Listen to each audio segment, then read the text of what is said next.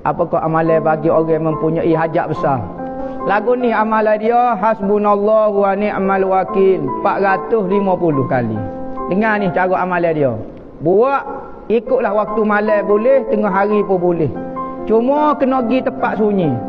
Cari tempat sunyi dalam rumah kita tak apa. Sebab tu dalam rumah kita kena buat ruang sikit tempat kita munajat dengan Tuhan, tak siwi ganggu anak-anak, bini kita. Kita seorang boleh masuk koci sikit. Tempat tu kita bawa buku, bawa bara, ambil buku, ambil kemenye, perasak biar wangi kawasan tu. Bukan nak panggil jing ni, perasak biar wangi betul. Tempat tu kita duduk sorang.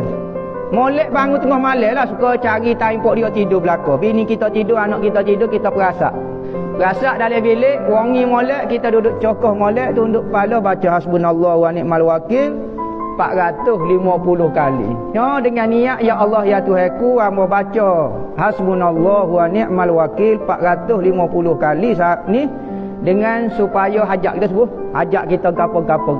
Buat 450 kali berserta bakar buku tempat sunyi.